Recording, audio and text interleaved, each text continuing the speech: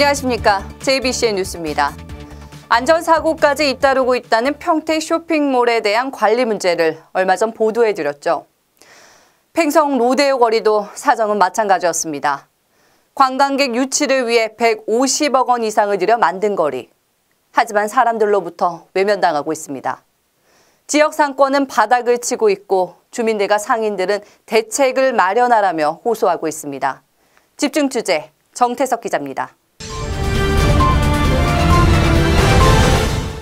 일명 로데오 거리입니다. 조성 취지도 거창했습니다.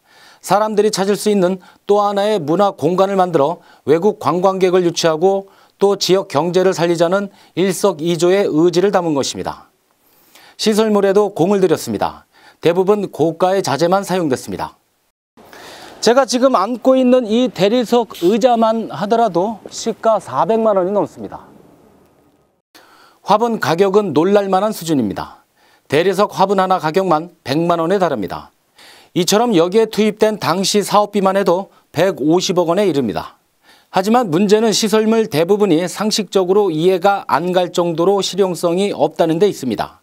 심지어 건설업체만 배불렸다는 지적까지 나왔습니다. 화분에 심어져 있는 꽃과 분재는 모두 바짝 말라 죽었습니다. 화분에 배수 구멍이 없다 보니 모두 썩은 것입니다. 관리 역시 먼 나라 얘기입니다. 가로등은 금방이라도 쓰러질 듯 한쪽으로 기울었습니다. 중앙에 식재된 나무는 고사 직전 상태입니다. 화분도 항상 꽃이 펴 있는 것도 아니고 죽어서 저렇게 있고 그러니까 보기 안 좋죠. 손님이 찾아오지 않는 이유는 충분했습니다. 지역 상권을 살려보겠다며 나름대로 자구책도 써봤지만 역부족이었습니다. 결국 수년째 대책 마련을 호소할 수밖에 없었습니다. 좀 확충을 좀 요구하고 있고 그렇게 해서 외진도 유치하고 우리 주민들도 생각을 좀 바꾸게끔 월 회의를 자주 갖고 있습니다. 이렇게. 그나마 다행인 건 국비 200원 가까이 지원받을 수 있는 예술의 광장 사업에 기대를 걸고 있습니다. 사업이 추진되면 이 일대의 새 단장이 가능해졌기 때문입니다. 를 개설해 준다든가 아니면 문화의 광장을 좀 활성화시켜서 우리 주민 의식을 좀 고취시키고 주민들이 이제부터는 새로운 어떤 주한미군 이전으로 인해서 장사할 수 있는 기회가 됐다고 생각하고 지역구 정치인도 팔을 걷어붙였습니다.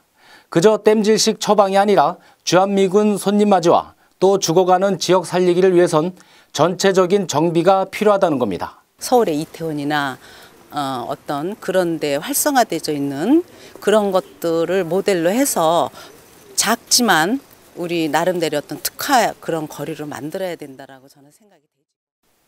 JBCN 뉴스 정태석입니다.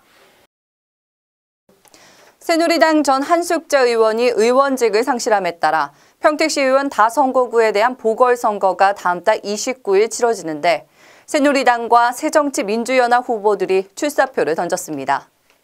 새누리당에는 이병배 후보가 또 새정치민주연합엔 김태선 후보가 각각 공천을 받은 것으로 알려지고 있습니다. 이병배 후보는 1963년생으로 호서대학교 석사과정을 마쳤으며 세교동 바르게살기위원회 위원장과 평택애양회장 등을 역임했습니다. 1965년생인 김태선 후보는 중앙대학교 평생교육원 사회복지학과에 재학 중이며 전 평택시 학원연합회장, 충청향후회장 등으로 활동했습니다. 두 후보는 지난 10일과 12일 후보 등록을 마쳤습니다. 지난 전국 조합장 선거에서 당선된 신임 조합장들의 이취임식이 이어지고 있는 가운데 20일 오전 11시에는 송탄농협 조합장 이취임식도 치러졌습니다. 이날 송탄농협 3층 대회의실에서 열린 이취임식에는 원유철 국회의원과 최호 도의원, 조합원 등 200여 명이 참석했습니다. 홍선희 제12대 신임 조합장은 농협의 수익을 높이는 것이 조합원을 위한 가장 중요한 대업이라며 4년이란 임기 동안 송탄 농협 발전에 몸을 아끼지 않겠다고 말했습니다. 신용사업을 좀 이렇게 공격적인 마케팅으로 좀 확대해서 농협의 수입을 창출해야 우리 농협을 앞으로 이끌어 나가지 않을까 생각을 합니다. 정말 말 그대로 완연한 봄이 찾아왔습니다. 일요일까지 포근한 날씨 계속된다고 하니까요. 주말에 나들이 떠나는 것도 좋을 것 같습니다. 이만 뉴스 마치겠습니다. 고맙습니다.